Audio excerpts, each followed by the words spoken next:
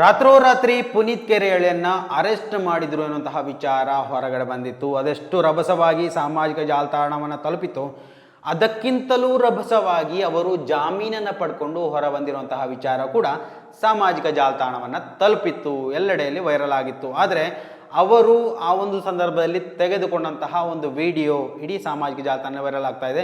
ಇಲ್ಲಿ ಕಾನೂನು ವ್ಯವಸ್ಥೆಯನ್ನು ನಾವು ಕಿಂಚಿತ್ತೂ ಭಯ ಪಡ್ತಾ ಇಲ್ಲ ಎನ್ನುವಂತಹ ಒಂದು ವಿಚಾರ ಕೂಡ ಇಲ್ಲಿ ಗಮನಾರ್ಹವಾದದ್ದು. ಇದು ಕಾನೂನು ವ್ಯವಸ್ಥೆಯ ಮೇಲೆ, ಪೊಲೀಸರ ಮೇಲೆ ಹೆಚ್ಚಿನ ಒತ್ತಡಗಳನ್ನು ತರುವಂಥದ್ದು. ಸೊ ಎಲ್ಲವನ್ನ ಈ ಒಂದು ವಿಡಿಯೋದಲ್ಲಿ ಎಕ್ಸ್ಪ್ಲೈನ್ ಮಾಡ್ತಾ ಹೋಗ್ತೀನಿ. ಅದಕ್ಕೂ ಮೊದಲು ಈ ಒಂದು ವಿಡಿಯೋವನ್ನು ನೀವು ಮೊದಲನೇ ಬಾರಿ ವೀಕ್ಷಣೆ ಮಾಡ್ತಾ ಇದ್ರೆ ದಯವಿಟ್ಟು ಸಬ್ಸ್ಕ್ರೈಬ್ ಮಾಡ್ಕೊಂಡು ನೋಡಿ. ಮಾತ್ರವಲ್ಲ, ನಿರಂತರವಾಗಿ ಇಂತಹ ಅಪ್ಡೇಟ್ಗಳನ್ನು ನಿಮ್ಮ ಮುಂದೆ ತರುವಂತಹ ಪ್ರಯತ್ನಗಳನ್ನು ನಾವು ಮಾಡ್ತೀವಿ.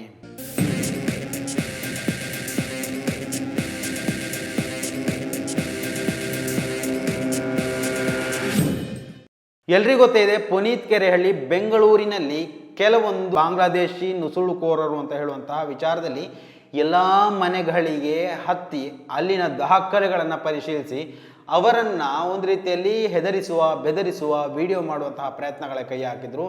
ಸೊ ಒಂದು ರೀತಿಯಲ್ಲಿ ನೋಡಿ, ಕಾನೂನು ಪೊಲೀಸರು ಮಾಡಬೇಕಾದಂತಹ ಕೆಲಸವನ್ನು ತಾನೇ ಸ್ವತಃ ಕೈಗೆತ್ತಿಕೊಂಡು ಮಾಡಿದಂತಹ ಆರೋಪ, ಕಾನೂನು ಬಾಹಿರ ಕೃತ್ಯದಲ್ಲಿ ತನ್ನನ್ನು ತಾನು ತೊಡಗಿಸಿಕೊಂಡಂತಹ ವಿಚಾರ.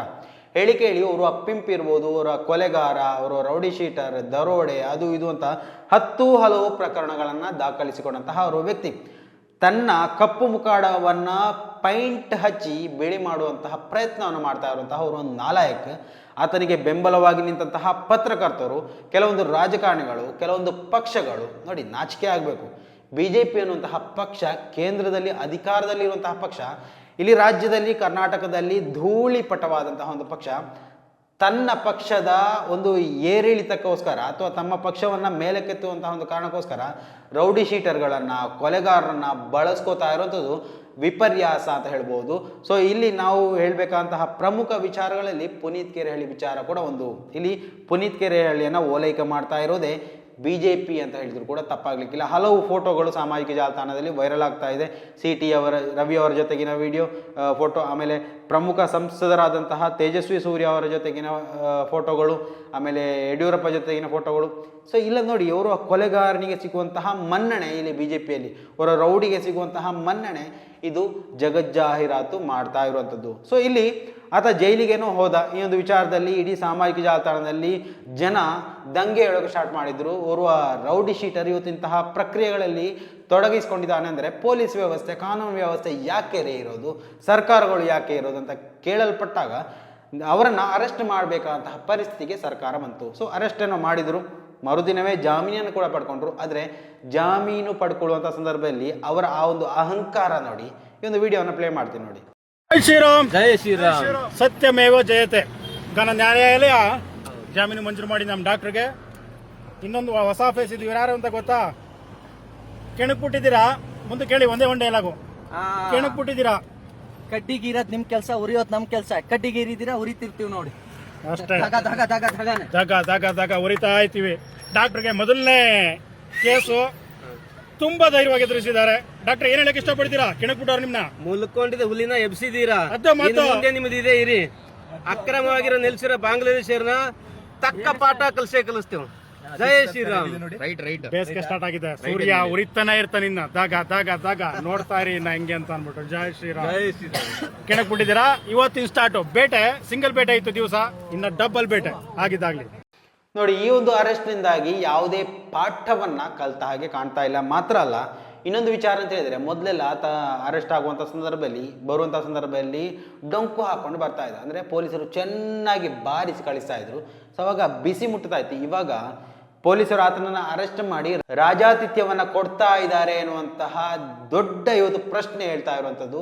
ಇಡೀ ಸಾಮಾಜಿಕ ಜಾಲತಾಣದಲ್ಲಿ ಈ ಒಂದು ಕಾನೂನು ವ್ಯವಸ್ಥೆಯ ವಿರುದ್ಧವಾಗಿ ಜನ ದಂಗೆ ಹೇಳೋಕೆ ಸ್ಟಾರ್ಟ್ ಆಗಿರುವಂಥದ್ದು. ಅಂದರೆ ಇಂತಹ ಒಂದು ಆರೋಪಿಗಳಿಗೆ ಪೊಲೀಸ್ ಸ್ಟೇಷನಲ್ಲಿ ಕೊಡುವಂತಹ ಮರ್ಯಾದೆ, ಆತ ಹೋಗುವಂಥ ಸಂದರ್ಭದಲ್ಲಿ ಅವರು IPS ಆಗಿದ್ದವ, IAS ಆಗಿದ್ದವ, ಆತನಿಗೆ ಎದ್ದು ನಿಂತಾರೆ, ಸೆಲ್ಯೂಟ್ ಹೊಡಿತಾರೆ ಅಂತ ಹೇಳಿದರೆ ನಾಚಿಕೆ ಆಗಬೇಕು. ಸೊ ಈ ಒಂದು ವಿಚಾರದಲ್ಲಿ ಕೂಡ ಗಂಭೀರವಾಗಿ ಪರಿಗಣಿಸಬೇಕು. ಇಂತಹ ವ್ಯಕ್ತಿಗಳು ಅವರನ್ನು ಎಲ್ಲಿ ಇಡಬೇಕು ಅಲ್ಲೇ ಇಡಬೇಕು. ನೋಡಿ, ಮೊದಲೆಲ್ಲ ಪ್ರಕರಣ ದಾಖಲಿಸಿ ಆತ ಜಾಮೀನೇ ಸಿಗದೆ ಹೊರಗಡೆ ಬರೋಕ್ಕೆ ಸಾಧ್ಯನೇ ಇಲ್ಲದಂತಹ ಪ್ರಕರಣ ದಾಖಲಿಸಿದ್ರು. ಆದರೂ ಕೂಡ ಜಾಮೀನು ಪಡ್ಕೊಂಡು ಹೊರಗಡೆ ಬರ್ತಾನೆ ಅಂತ ಹೇಳಿದರೆ ನಮ್ಮ ಕಾನೂನು ವ್ಯವಸ್ಥೆಯ ಮೇಲೆ ನಾವು ಇವತ್ತು ಬೊಟ್ಟು ಮಾಡುವಂತಹ ಪರಿಸ್ಥಿತಿ. ಸೊ ಒಂದು ವಿಚಾರದಲ್ಲಿ ನಿನ್ನೆ ಗಿರೀಶ್ ಮಠಣ್ಣ ಅವರ ಒಂದು ವಿಡಿಯೋ ವೈರಲ್ ಆಗಿತ್ತು. ಹಲವು ಪ್ರಮುಖರು ಈ ಒಂದು ವಿಚಾರದಲ್ಲಿ ಮಾತಾಡ್ತಾ ಇದ್ದಾರೆ. ಹಿಂದುತ್ವ ಅಂತ ಹೇಳಿ ನಕಲಿ ಹಿಂದುತ್ವವನ್ನು ಪ್ರದರ್ಶನ ಮಾಡ್ತಾರೆ, ಜನರನ್ನ ಲೂಟ್ತಾರೆ. ಗೂಗಲ್ ಪೇ, ಫೋನ್ ಪೇ ಮುಖಾಂತರ ಜನರನ್ನ ಲೂಟುವಂತಹ ಪ್ರಯತ್ನಗಳನ್ನು ಮಾಡ್ತಾರೆ. ಇದರಿಂದಾಗಿ ನೋಡಿ, ಎಲ್ಲೋ ಬೀದಿಗೆ ಬೀಳಬೇಕಾಗಿದ್ದಂತಹ ಪುನೀತ್ ಕೆರೆಹಳ್ಳಿ ಇವತ್ತು ಐಷಾರಾಮಿ ಕಾರುಗಳಲ್ಲಿ ತನ್ನ ಸಂಗಡಿಗರನ್ನ, ಸಹಚರನ್ನ ಬೆಳೆಸ್ತಾ ಆತ ಹೋಗ್ತಾ ಇದ್ದಾನೆ ಅಂತ ಹೇಳಿದರೆ, ಇದು ಜನಸಾಮಾನ್ಯರಿಂದ ಲೂಟಿ ಮಾಡಿದಂತಹ ದುಡ್ಡು ಅಲ್ಲದೆ ಇನ್ನೇನು. ಸೊ ಇಲ್ಲಿ ಗೂಗಲ್ ಪೇ ನೋಡಿ, ಹಿಂದುತ್ವವನ್ನು ರಕ್ಷಣೆ ಮಾಡ್ತೀನಿ ಅಂತೆಲ್ಲ ಗೂಗಲ್ ಪೇ ಮಾಡಿ, ಅದು ಮಾಡಿ, ಇದು ಮಾಡಿ ಅಂತೇಳಿ ದುಡ್ಡು ಹಾಕಿಸ್ಕೊಂಡು ಇವತ್ತು ಆತ ಮಾಡ್ತಾ ಇರುವಂತಹ ಕೆಲಸ ಯಾವುದು ಅಂತ ಹೇಳಿದರೆ, ನೋಡಿ ಕೋರ್ಟ್ ಕಚೇರಿ ಮುಂದುಗಡೆ ನಿಂತ್ಕೊಂಡು ಕೂಡ ಲೈವ್ ಮಾಡ್ತಾನೆ. ನೋಡಿ ಯಾರೋ ಸಾಕ್ಷಿ ಹೇಳೋಕೆ ಬರ್ತಾ ಇದ್ರು, ಬರಲಿಲ್ಲ, ಯಾರಾದರೂ ಸಹಾಯ ಮಾಡಿ, ದುಡ್ಡು ಕೊಡಿ. ಜನ ಏನು ಅನ್ಕೋತಾರೆ ಅಂತ ಹೇಳಿದ್ರೆ, ಓ ಹಿಂದುತ್ವಕ್ಕಾಗಿ ಏನೋ ಮಾಡ್ತಾ ಇದ್ದಾನೆ ಅಂತ ಹೇಳಿ 10, 20, 100, 200, 1000, ಲಕ್ಷನೋ ಕೊಡ್ತಾರೆ. ಜನ ಮರುಳಾಗಬೇಡಿ. ಮುಗ್ಧರನ್ನ ಈ ರೀತಿ ಹಿಂಸೆ ಕೊಟ್ಟು ಆತ ನಿಮ್ಮನ್ನು ದೋಚುವಂತಹ ಪ್ರಯತ್ನವನ್ನು ಮಾಡ್ತಾ ಇರುವಂಥದ್ದು. ಯಾವತ್ತೂ ಪುನೀತ್ ಕೆರೆಹಳ್ಳಿ ಉದ್ಧಾರ ಆಗೋದಕ್ಕೆ ಹೋಗೋದಿಲ್ಲ. ಆತನ ಹಿಂದೆ ಆತನ ಸಹಚರರು, ಅವರ ಬ್ಯಾಕ್ಗ್ರೌಂಡ್ ಎಂಥದ್ದು ಅಂತ ಅದನ್ನು ಆ ಒಂದು ಟೀಮನ್ನು ನೋಡಿದ್ರೆ ಗೊತ್ತಾಗುತ್ತೆ.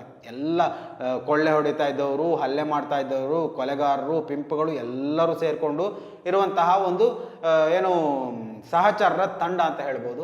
ಸೊ ಈತನನ್ನು ಇಲ್ಲಿ ಎಕ್ಸ್ಪೋಸ್ ಮಾಡಬೇಕಾದಂಥ ಅರ್ಹತೆಯೇ ಆತನಿಗಿಲ್ಲ. ಆದರೂ ಕೂಡ ಸಮಾಜದಲ್ಲಿ ಒಂದು ಮನವರಿಕೆ ಮಾಡುವಂತಹ ದೃಷ್ಟಿಯಿಂದ ಈ ಒಂದು ವಿಡಿಯೋವನ್ನು ಮಾಡ್ತಾ ಇರುವಂಥದ್ದು. ಸ್ನೇಹಿತರೆ, ದಯವಿಟ್ಟು ಒಂದು ವಿಚಾರದಲ್ಲಿ ನಿಮ್ಮ ಅಭಿಪ್ರಾಯಗಳನ್ನು ಕೂಡ ಕಮೆಂಟ್ ಮಾಡಿ.